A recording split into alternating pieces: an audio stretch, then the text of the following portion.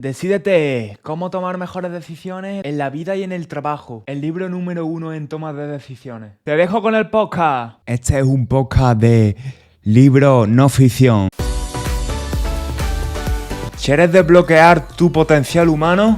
En cada podcast queremos contestar qué es lo que hacen a la gente exitosa diferente del resto, enfocándonos en las áreas más importantes para llegar a tener la máxima satisfacción personal en la vida: salud, dinero y amor. Trataremos desde psicología, negocios, emprendimiento, relaciones personales, mentalidad, principios universales, lo mejor de lo mejor, bien aclarado para mejorar tu aprendizaje. Soy Carlos Ternero, un apasionado del desarrollo personal. Y comenzamos. ¿Despedirías a un trabajador que es inteligente y tiene el don de sacarse de la manga soluciones económicas para los problemas técnicos, pero que casi nunca tiene iniciativa? ¿Y su actitud es negativa? Criticando en las reuniones ideas ajenas con maldad. Perder a ese trabajador crearía problemas a corto plazo. Es el mejor en mantener la base de datos de los clientes, de la compañía, pero ¿debería despedirlo? ¿Debería despedirlo? La mayoría de nosotros daría el consejo. Lo más probable es que no nos quedáramos callados. De entrada, tampoco se nos ocurre hacer un montón de preguntas elementales, preguntas que no le despidieran, que no sería un sí o no. ¿Por qué no cambiar su rol por otro que esté más acorde a sus actitudes y virtudes? O asignarle a alguien que le cambiara su comportamiento. Y si escarbamos un poco más y descubrimos que a los compañeros les encanta su forma de hablar, seca y directa, que nos hace pensar que tenemos la imagen de esa persona claramente nítida. Otro ejemplo sería la carrera universitaria. Solemos dejarla o lamentar haberla elegido alguno. Un estudio descubrió que el 44% de los abogados aconsejarían a los jóvenes que no cursaran derecho. Los jóvenes también inician relaciones con personas que no les convienen en el ámbito personal. La gente tampoco ahorra lo suficiente para la jubilación. Se borraron alrededor de 61.000 tatuajes en 2009, por ejemplo. El 88% de los propósitos de Año Nuevo no se cumplen. La mayoría de las empresas, para tomar una decisión, tienen un equipo que debate solo un aspecto. El equipo elige qué puntos quiere tratar y cómo quiere plantearlos, y le corresponde tanto cuestionar como ser el juez supremo. Debemos también explorar otros puntos de vista, reconociendo que nosotros no lo sabemos todo, ni estamos al tanto de todo. Por eso debemos buscar indicios que contradigan nuestras creencias. Pueden ayudarnos también nuestros familiares o amistades. Las investigaciones psicológicas de los últimos 40 años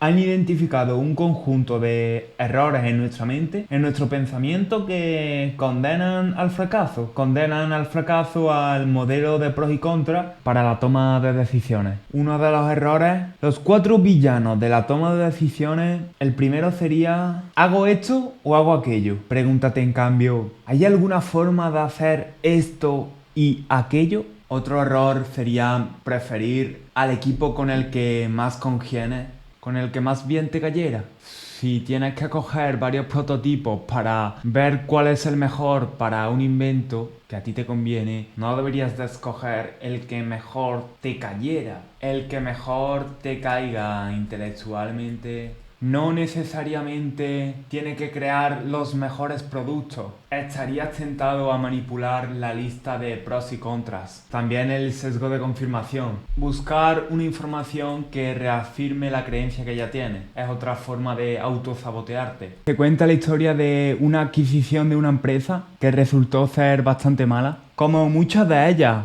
sobre todo para los accionistas, según el libro. Esa adquisición debería haber tenido un par de personas argumentando la parte negativa del análisis de adquirir esa empresa. Un estudio muestra cómo 700 fusiones y adquisiciones sobre ese número descubrió que el 83% de las mismas no incrementaba el valor de los accionistas. Así que si has pasado mucho tiempo analizando esa adquisición, si no lo haces, acertarás 5 de 6 veces. Las organizaciones, como también se ha visto en los adolescentes, muchas no ven sus opciones. Solo ven el sí o no? ¿No ven otras alternativas? Cuando se defiende una única opción, se hacen preguntas concretas sobre esa pregunta, ¿no? Pero cuando tienes en mente otras opciones, piensas en preguntas como si hay una mejor manera de hacerlo. ¿Qué más se podría hacer? También habla de otro ejemplo que pone es escoger la universidad. Las universidades mejor clasificadas son instituciones magníficas, pero los rankings no son los más importantes. Se basan en estadísticas como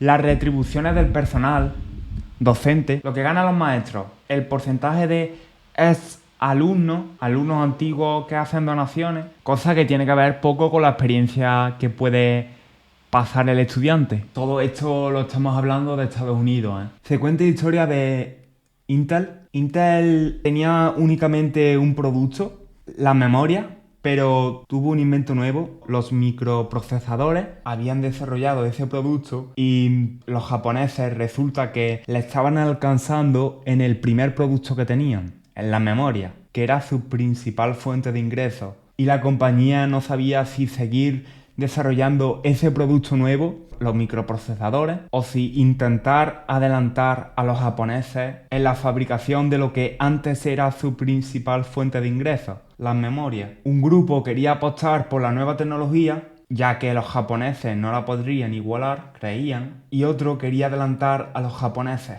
Los directivos no lo tenían claro, pero cuando se hicieron la pregunta de si nos echaran y pusieran a una nueva persona, ¿qué crees que haría? Y contestaron sin dudarla, dejar de hacer memoria. Al ver la perspectiva desde un tercero, el qué harían nuestros sucesores nos da más claridad mental a la hora de elegir. Estos tipos de decisiones son difíciles por la emoción. Las presiones a corto plazo y las discusiones nublaban la mente y le impedían ver a largo plazo el salir del negocio de la memoria, pero al ver desde la perspectiva de un tercero, eliminaban ese componente, la emoción. El otro villano es la confianza desmedida. Un estudio puso de manifiesto que cuando los médicos creían que estaban seguros de un diagnóstico, un 40% de las veces se equivocaban. Los estudiantes un 27%. Hay bastantes libros. Por ejemplo, el libro de Pensar rápido, pensar despacio cuenta cómo es mejor fiarse de un algoritmo que del propio ser humano, sobre todo a la hora de hacer entrevistas. Poniendo ciertos parámetros que influyen en las entrevistas, se puso de manifiesto cómo era más fiable que el propio entrevistador, porque la emoción de la persona, del agrado de la persona nos puede influir. O las probabilidades, por ejemplo, de que ocurra un accidente nuclear. Antes de que ocurriera el accidente de Chernóbil, el presidente tenía mucha confianza en que no ocurriera porque había muy pocas probabilidades. Se habla, por ejemplo, de un trabajador, una persona que quería buscar trabajo, necesitaba el dinero. El gran pro era el dinero, pero contras tenía mucho, porque no conocía al jefe, no sabía cómo iba a ser la relación y qué pasaría luego si se cansara de él y buscar otra persona. Este ignoró la lista de pros y contras y empezó a luchar contra esos 4 villanos que hemos hablado.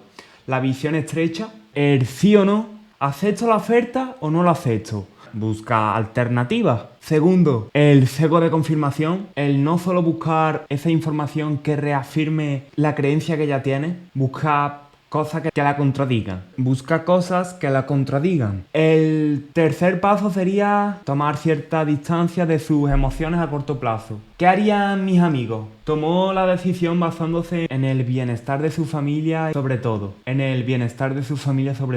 Por último, evitó la confianza desmedida. Esperaba que la relación fuese bien, pero podía equivocarse. Le preocupaba arriesgar la economía familiar si de repente el jefe cambiaba de idea sobre el acuerdo. De modo que negoció una especie de póliza de seguro. Para eliminar esa visión estrecha, debes aumentar tus opciones, preguntando a expertos. Aunque los expertos se equivocan, en algunos casos, sobre todo en opiniones. También tienes a Google. Ya una vez de eso, contrasta tus suposiciones elimina el sesgo de confirmación, toma distancia antes de decidir, pensando en qué harían otros, y prepárate para el error de esa confianza desmedida que puedas tener. Esto lo memoriza él con el mnemotécnico WRAP, de las siglas en inglés, acrónimo del inglés que significa aumenta opciones, contrasta suposiciones, toma distancia y prepárate para el error. Este libro,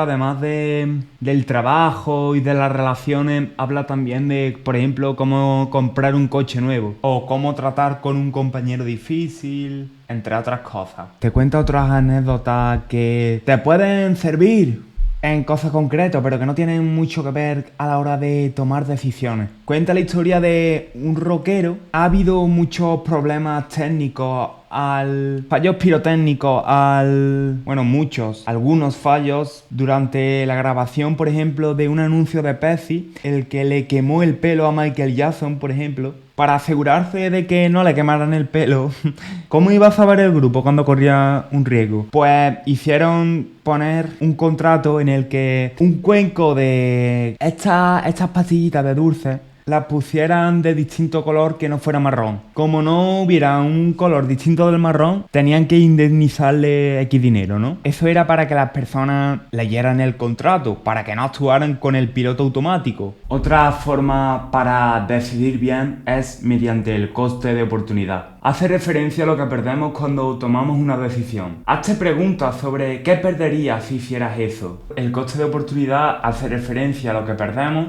cuando tomamos una decisión. El simple recordatorio de poner en negrita que al comprar un producto te podías guardar ese dinero para otras compras casi duplicó las posibilidades de que la gente no efectuara la compra. Por ese 45% de la gente decidió no comprar el vídeo. Por ese recordatorio. En la opción A sería comprarlo, en la B no comprarlo y en negrita estaría puesto guardar ese dinero para otras compras. Da a entender que ya solo por tenerlo en cuenta es suficiente para mejorar nuestras decisiones de compra. También es más fácil detectar una visión estrecha de sí o no desde fuera. Si fueras asesor de decisiones, sería recomendable contar con alguien que te aconsejara y que lo detectara. Habla de Lexicon, una empresa que ha acuñado los nombres de marcas de millones de dólares. Ha puesto los nombres de marcas famosas. Por ejemplo, un cepillo. Lanzaron un mini cepillo de dientes desechables. El cepillo contiene, junto con una pasta de dientes especial con el cepillo, para que no haga falta enjuagarse. En ese caso, lo más destacado del cepillo es que el cepillo es chico, y si tú estuvieras en el equipo de Lexicon, el que acuña los nombres de las empresas, y tú estuvieras en ese equipo, tendrías la tendencia a proponer nombres que pusieran de relieve ese tamaño pequeño. Probablemente las ideas se habrían encasillado en dos suposiciones: que el tamaño, que el nombre debería incluir una palabra que contenga pequeñez, y que deba incluir la palabra cepillo. Brass en inglés debería formar parte del nombre. Brass es cepillo en inglés. Bruce, pronunciado literalmente, que termina en SIH. Pues eso es algo que esa empresa ha aprendido a combatir. ¿Cómo ha aprendido a combatir esos sesgos? Con lo que ellos han llamado el proceso multipista, que toman en consideración diversas opciones diferentes simultáneamente y ver qué características del producto son más adecuadas para ponerle. Primero debería de probar todo el producto. Pidió a lingüistas de 50 países diferentes que lanzaran ideas de metáforas, sonidos y partes de palabras que connotasen la característica del producto que destacaban en él. También utilizaron una misión ficticia. Le mandaron una misión ficticia a un equipo excursionista, llamámosle, a un equipo extranjero al que le pedían ideas para diferentes productos que no fuera ese. Por ejemplo, cosméticos. Proponme ideas sobre nombres para este producto de cosméticos y le dicen las mismas características del anterior producto o uno complementario. Ellos escogieron concretamente otro producto porque creían que complementaba perfectamente con el suyo. La característica de este: podían juntar la ligereza de su cepillo con la belleza de los cosméticos, por ejemplo. Al hacer las cosas simultáneamente, te pone el ejemplo de diseñadores gráficos que hicieron un banner, un grupo hizo un banner solo y ese banner le criticaban y el otro grupo hizo 3 banners diferentes y estos le criticaban. Y resultó que el grupo, el que hacía las ideas, ese anuncio, ese banner, simultáneamente los jueces, entre comillas, le juzgaron mejor y objetivamente tuvieron más visitas en la página web en un test real. Con múltiples ideas simultáneamente tienes más probabilidades de interpretar y analizar uno por uno los comentarios críticos. Además, haces ver qué hace diferente a las personas y qué hace especiales. Por ejemplo, a lo mejor un grupo valora más esa idea que tienes una cosa y el otro grupo valora otra. Si contratas varios proveedores para esa idea, probablemente obtengas mejores resultados por esas ideas de más. Y además te puedes quedar con el grupo que te siente a ti mejor. Elimina el ego. Si tienes un proyecto, si tú has hecho ese proyecto, tu ego estará mezclado con ese diseño. Pero si tienes múltiples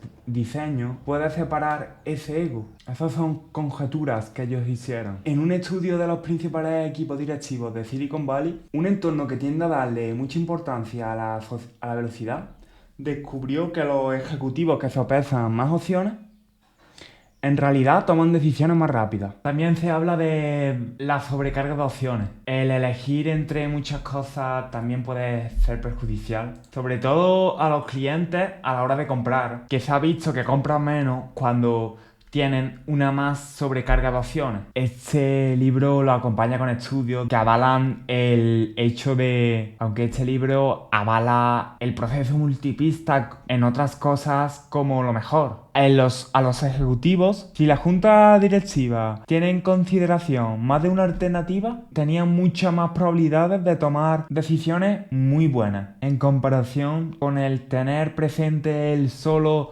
sí o no. Habla del enfoque de prevención, el estar orientado a evitar resultados negativos. Y también habla del enfoque de promoción, el que nos orienta hacia la búsqueda de resultados positivos, ¿no? Pone el ejemplo de empresas del mismo sector que se enfocaron en distintas cosas. Una en un enfoque más de prevención y en otra en un enfoque más de promoción. Compañías públicas, perdón, no empresas. ¿Y cuál creéis que fue el resultado? Efectivamente, el enfoque de promoción, el orientarse hacia la búsqueda de resultados positivos, hizo que las empresas ganaran más dinero.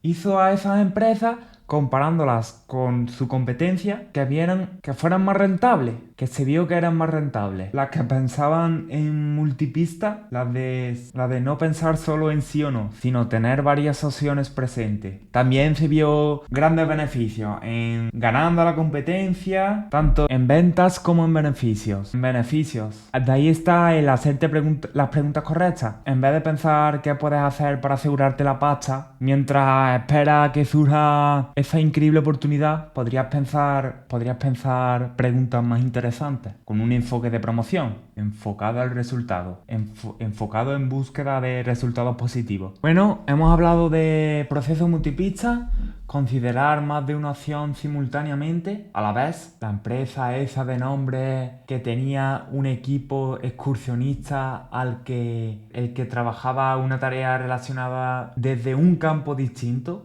El proceso multipista recuerda que mantiene a raya los egos. Cuando solo analizas una opción, tu ego se involucra en ella. Pero si vas con varios proyectos, no tanto. Mucho menos. También el estado en el que estés puede influir en cómo tomas la decisión en ese momento. Por eso es mejor esperar un poco. Cuidado también con las opciones falsas de creer que tienes, por ejemplo, 3 opciones nada más, porque hay opciones que no salen hasta que te tomas la molestia de pensar detenidamente cómo hacer eso. Las opciones más complejas son más difíciles que salgan porque hay que pensar más. Recuerda alternar la mentalidad preventiva y la de promoción. La mentalidad preventiva, la que nos orienta a resultados negativos, y la mentalidad de promoción en la que nos orienta a la búsqueda de resultados positivos. Y puedes buscar también aprobar esto y aquello, o sea, pensar en cómo lograr las dos opciones. Otra cosa que dice es buscar a alguien que haya solucionado tu problema. Ese posible mentor, ¿quién más se enfrenta con el mismo problema y qué puede aprender de él? También habla de tomarte el tiempo para estudiar y entender tus casos de éxito. Puedes poner en una lista lo que ya has logrado para que la siguiente persona que venga a la empresa consulte esa lista ya hecha y no tenga que volver a hacerla. La reproducción, otra cosa que dice, para que las personas creativas no se enfrasquen en una idea por intentar perfilarla al máximo en vez de pensar otras ideas. Si en vez de concentrarte en intentar mejorar la idea que ya has tenido, piensas en otras ideas, cuando todavía no sabes si esa idea va a ser buena, pues ganarás rapidez.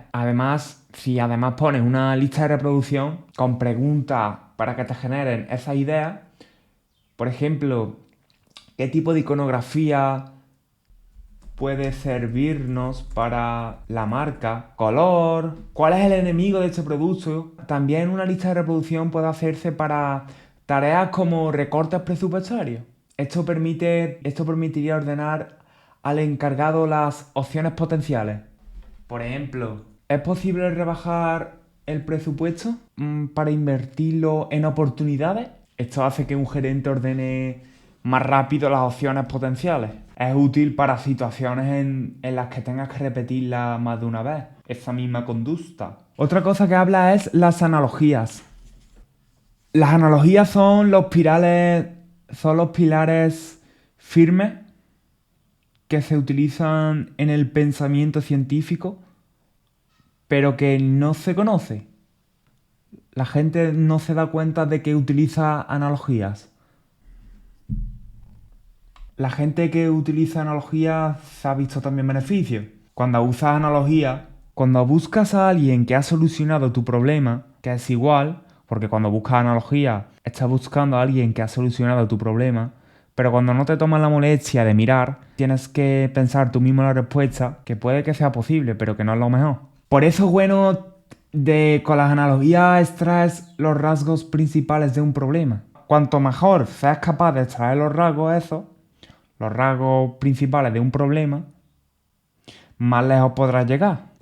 Habla de analogías locales y analogías regionales. Aprender de otro organismo que sea similar al estudiado es lo que te hace una analogía. Al buscar nombres, por ejemplo, que indiquen lentitud, debes hacer una analogía. Es lo recomendable. Tiendes a fijarte en lo que va lento y en esos mecanismos que hacen que las cosas vayan lento. Bueno, sabiendo que cuando estés atascado es mejor buscar a alguien que haya solucionado tu problema. También mira hacia afuera, analiza la competencia, compárala y fíjate en sus mejores prácticas y en tus mejores prácticas. Mira hacia adentro también, mira tus propios casos de éxito, haz una lista de reproducción de las cosas que necesitarán. También hace que la gente cometa menos errores, además de estimular nuevas ideas. También utiliza analogías con experimentos o organismos similares. Otra cosa que dice es por qué los consejeros siguen haciendo adquisiciones malas. Adquisiciones que cuestan mucho y que no dan frutos. Pues la respuesta es por el ego, en muchos casos. Esto es cuando se fijan en el ego, porque se fijan en el ego y no en la perspectiva económica de la empresa. Querían ver si el precio del pagado en la adquisición influía en el ego. En cosas como los elogios de los medios, el rendimiento que ha tenido esa empresa y también entre el consejero que estaba detrás de ese delegado. A medida que esos tres factores aumentaban, la tendencia de un consejero delegado a pagar en esa adquisición aumentaba. También influía cada artículo favorable escrito sobre la persona al cargo de comprar en una publicación destacada de alguna revista, por ejemplo. Y cuando esas mismas personas estaban rodeadas de gente con probabilidades de rebatir su pensamiento, de criticarle si hacía algo mal, ese hombre que estaba al mando de comprar la empresa pues pagaba menos por las adquisiciones. También se puede caer en el sesgo de confirmación, el buscar cosas que reafirmen tu creencia. De ahí el plantéate lo contrario. Desarrolla esa disciplina para plantearte lo contrario. O buscar a ese abogado del diablo que cuestione lo que tú digas. Tampoco es bueno contratar siempre un abogado del diablo porque en algunos casos hace que las otras personas se rehúsen a criticar, a contener sus propias ideas también. Se puede utilizar un foro anónimo para no perjudicar al abogado del diablo. Otra idea que da el libro es qué tendría que pasar para que esta opción fuese la respuesta correcta. En vez de discutir sobre quién tiene razón, cogemos cada opción y hacemos la pregunta: ¿qué tendría que pasar para que esta opción fuera la respuesta correcta? Otra opción para eliminar los egos de la gente. El ego también puede hacer que creemos estar recabando de información cuando en realidad estamos buscando apoyo. Ya sea en multipropiedades, que una forma buena es pidiéndole a un tercero una referencia sobre eso que no estaba en la lista original, para aportar información neutra.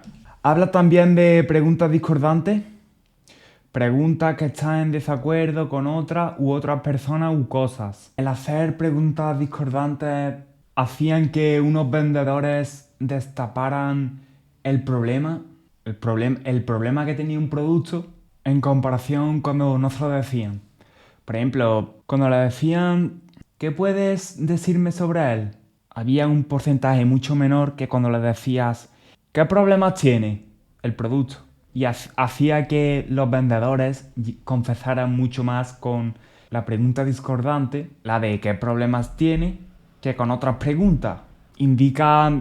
Las preguntas incisivas indican confianza y experiencia por parte de quien pregunta, ¿no? Y probablemente sepa el tipo que sabe que el tío no es tonto. En donde hay una dinámica de poder puede salir mal. Por ejemplo, cuando vas a hablar a tu médico, cuando al que le pregunta ya el experto como que no le hace mucha gracia. Para ese estilo, mejor preguntas normales. El sesgo de confirmación también afecta a los actos egoístas. El sesgo de confirmación también tiene efectos en los actos egoístas, que los actos egoístas serán más fáciles de detectar, mientras que los generosos normalmente pasarán más desapercibidos. Lo mejor es siempre pensar en bueno de las personas. Yo, por ejemplo, valoro mucho mi tiempo. A veces puede parecer un poco grosero para otros. Lo mejor es siempre pensar todo lo bueno de las personas, que harán las cosas bien, que serán sinceras, honradas. Se habla de hacer una lista de suposiciones también que entren en tu trabajo.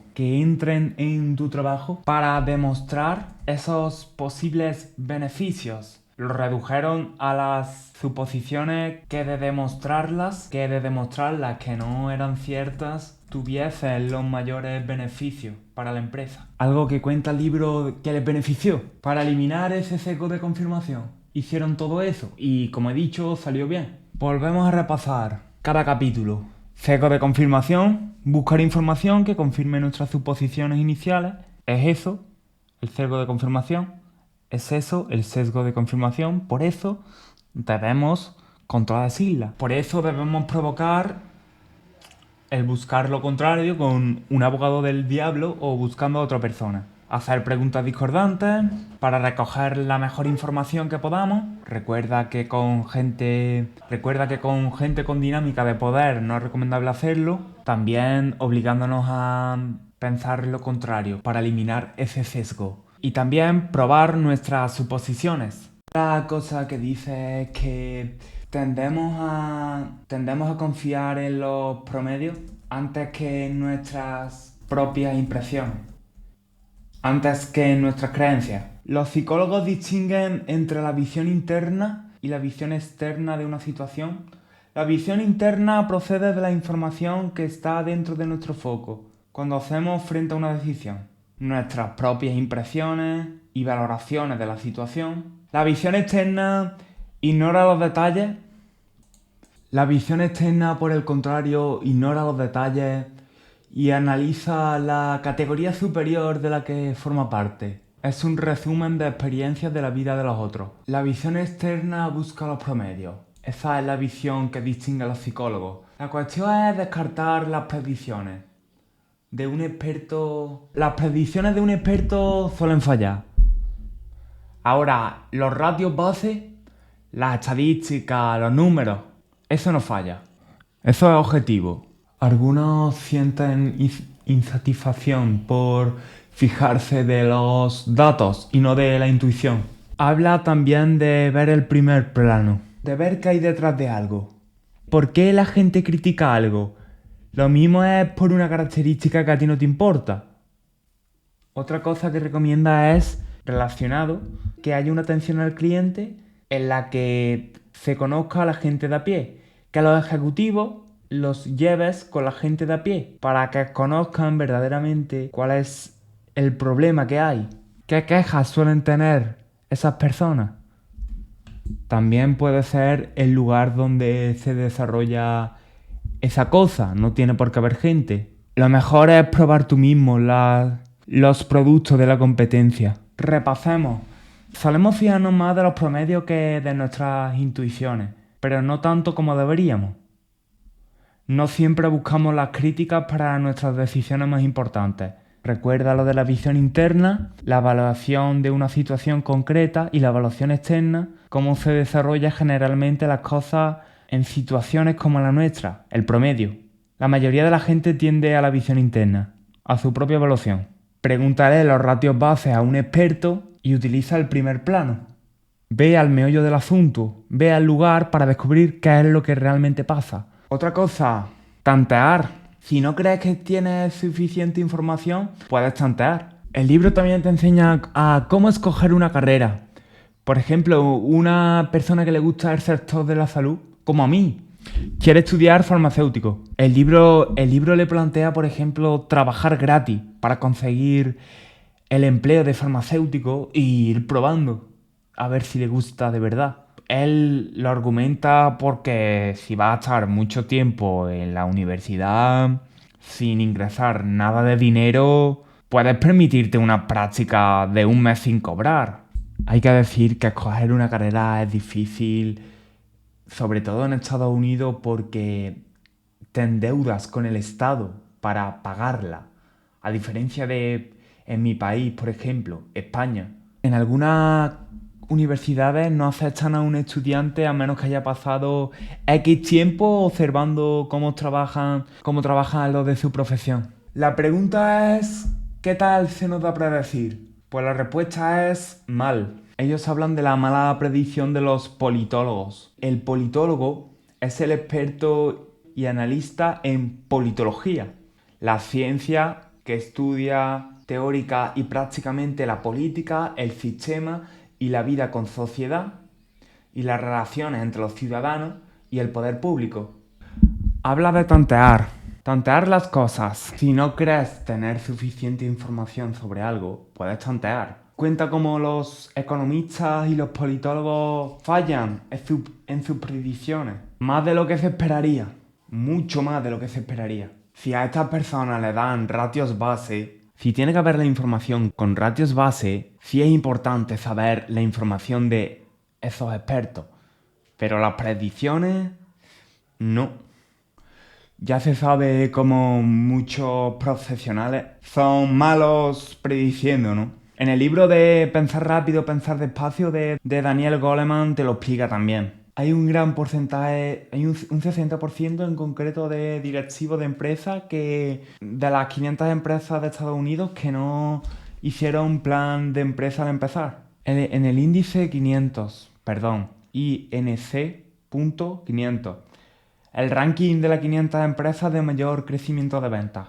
El tanteo, hay que decir, que es pésimo para situaciones que requieran compromiso. Quedarás mal con las otras personas. Igual que la entrevista, que se ha visto que la impresión que te dé una persona no significa el cómo vaya a rendir esa persona en el trabajo. Si una persona no se le ve confiada, no titubea, no anda recto y no pone el cuerpo recto, no significa que vaya a ser mejor o peor en el trabajo. Sobre todo si tiene que ver con cosas de inteligencia. Los algoritmos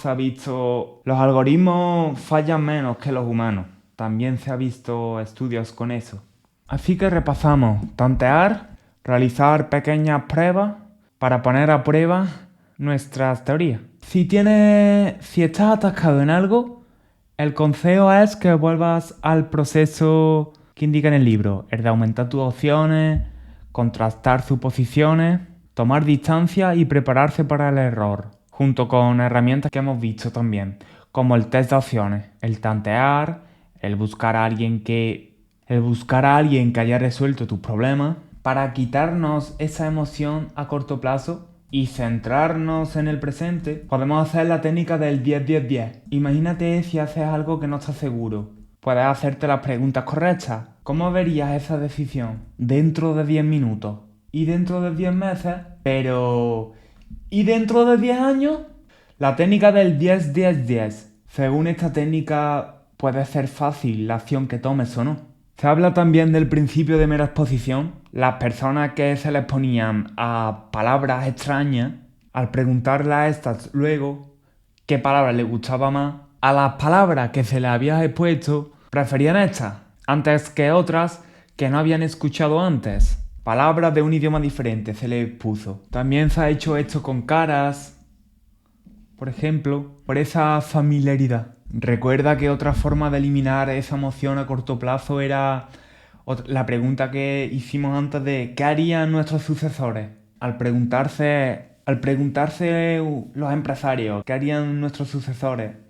Lograron distanciarse de esa emoción a corto plazo y lograron hacer la decisión. Con más distancia podemos hacer mejores decisiones. Más distancia mental. Pues las personas, por ejemplo, al preguntarle ¿qué trabajo elegiría? ¿Un trabajo que te haría que te gustara pero que ganaras menos, o un trabajo que te gustara más? O un trabajo que ganara mucho dinero. Cuando a los estudiantes se les pidió que eligieran para sí mismos, había una diferencia de esto a qué consejo le darían a su amigo. Cuando le dijeron que le diesen el consejo a su amigo, las personas se centraban las personas era más probable que escogieran el trabajo que les hiciera más feliz. Básicamente, cuando damos un consejo, nos centramos más fácilmente en los factores más importantes y no nos centramos tanto en el qué pasará. No se ven nuestras emociones inmiscuyéndose. Otro ejemplo que viene aquí que me gusta mucho es hablarle a la chica o no hablarle. Conoces una chica el primer año de psicología y no la conoces mucho, ¿no? No has hablado mucho con ella y quieres llamarla. Te da miedo llamarla y de que no se acuerde de ti porque no has hablado mucho con ella. ¿Qué harías? ¿Esperarías hablar más con ella antes de hablarla, de llamarla, o le llamarías? Las personas que le pidieron que le diesen un consejo a su amigo, pues escogían más la opción de llamarla, de hablarle a la chica que te gusta y no quedarte callado, en lugar de esperar a que pase más tiempo y luego llamarla. Tiene cosas interesantes el libro, te lo recomiendo. Dale like si te está gustando, que me va a ayudar mucho. Cuando le damos consejos a los demás, priorizamos lo más importante a la hora de elegir y eliminamos las emociones a corto plazo. Así que repasamos. Eliminar emociones con la técnica del 10-10-10. ¿Cómo verías esa decisión dentro de 10 años y dentro de 10 meses? ¿Y dentro de 10 minutos? Al contrario, perdón. Primero los 10 minutos.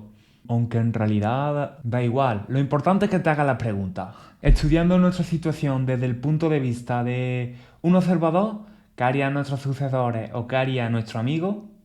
¿Qué consejo le darías a tu mejor amigo? También se habla de, por ejemplo, a la hora de escoger un trabajo, ¿con qué fin trabajaría? ¿Eres muy ambicioso o tu trabajo lo utilizas para estar más tiempo con tu familia? Y a escoger un trabajo más engorroso, aunque te permitiría crecer como persona, no estarías tanto tiempo con tu familia. ¿Con qué fin? ¿Para qué lo haces? Hay que establecer prioridades en la vida. No puedes hacer todo en la vida, no puedes hacer todo a la vez.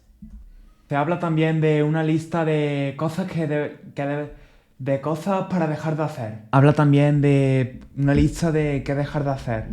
de cosas para dejar de hacer. Que te harán más productivo, claro. Hacerte las preguntas correctas. ¿Estás haciendo lo mejor que puedes hacer ahora? Las decisiones angustiosas. El resumen de este capítulo se puede decir muy breve. Encuentra tus prioridades y comprométete con ellas. Y mira a ver si alguna la tienes en conflicto, si alguna prioridad choca con la otra. Y fíjate cómo puedes arreglarlo. Las estimaciones promedio se ha visto cómo los cálculos son más exactos cuando se les pide pensar en la peor situación y en la mejor situación. Se pone el ejemplo de la recaudación media de taquilla de una actriz de cine. Cuando a las personas se les dice, imagínate que ha pasado 6 meses desde este hecho, las personas expusieron más razones por cabeza de por qué podía pasar ese hecho y estas tendían a ser más específicas. Por ejemplo, imagínate que han pasado 6 meses y un empleado acaba de dejar el trabajo. ¿Por qué lo ha dejado?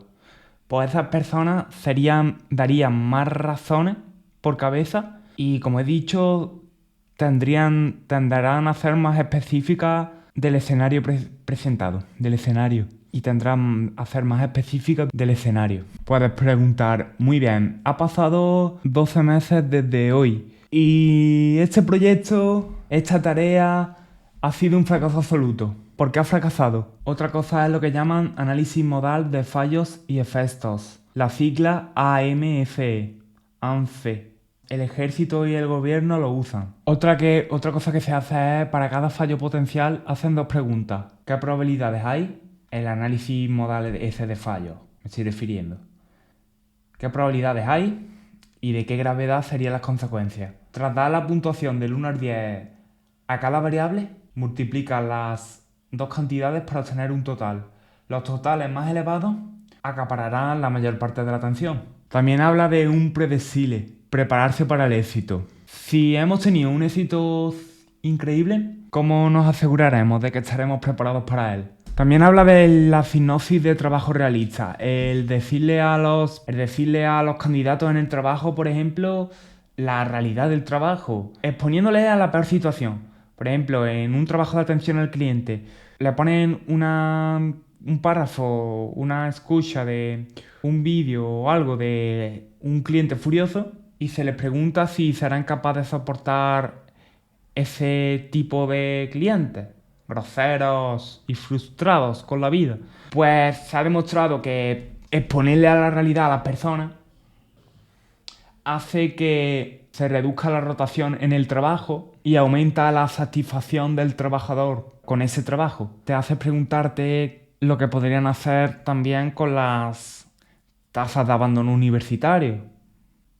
Por ejemplo, anticiparse al futuro también es otra forma de tomar mejores decisiones. Plantearte las situaciones peores te ayudará a prepararte. Es una estrategia que todos podemos imitar. Así que ya hemos visto ponerse en la mejor y la peor situación, análisis pre-mortem. Ha pasado X tiempo desde esto y ha sido un fracaso absoluto. ¿Qué ha pasado? También lo de prepararse para el éxito, el predefile. Y otra cosa que no he dicho es asegurarte las cosas. Las personas, por ejemplo, si algo es seguro, cables de ascensor, por ejemplo, se hacen 11 veces más resistentes de lo necesario. O los tíos de software, o el típico trabajador que te dije en X tiempo, pero en verdad lo tiene listo mucho más antes. Habla también de Zappos, la empresa Zappos, que tiene muy buena fama por una buena atención al cliente. Esta empresa, antes de aceptar un trabajador, te da $1.000 para que te vayas si crees que ese trabajo para ti no es el adecuado. Si aceptas la oferta, estupendo. Si no estás seguro, te pagamos el irte. Otra cosa que se dice es poner un cable trampa. O sea, decir, actuaremos cuando los beneficios de los competidores pasen del más del 10%, actuaremos. Al menos hacen consciente de cuándo actuar, aunque no sea perfecto, claro. Además, cuando vamos con el piloto automático encendido, no pensamos en lo que estamos haciendo, ¿no? Es como ese chocolate que lo envuelves con aluminio para que te des cuenta de que lo estás comiendo. Se ha demostrado de que la gente hace que coma menos. cuando se envuelve el papel con aluminio, porque es consciente de cuánto come. Los cables trampas también se disparan por patrones más que por números, ¿no? Por ejemplo, la preocupación. Si estás preocupado, también podrías poner un cable trampa dependiendo de la situación. Habla también de lo que debería ser justo, que no solo es el resultado lo que importa, también es el proceso. Si las personas ven que eso no es justo, que el proceso no es justo, se enfadarán. Por eso hay que saber escuchar y darle a la gente la posibilidad de recusar la información. También a las personas les tranquiliza que les hables, que les escuches. Y puede tener otros beneficios adicionales, como ganarte su respeto o al menos que te hagan más caso. Así que repasamos. Las decisiones mejor que parezcan justas, que la otra persona crea que la hayas escuchado. Los procesos tampoco tienen glamour, pero hay mejores procesos que otros. También estudios realizados a personas mayores muestran que la gente no se arrepiente de lo que ha hecho, sino de lo que no ha hecho. Bueno, resiliente, recuerda que aprender es como ir contracorriente. Si lo dejas, retrocedes. Nos vemos en el siguiente vídeo.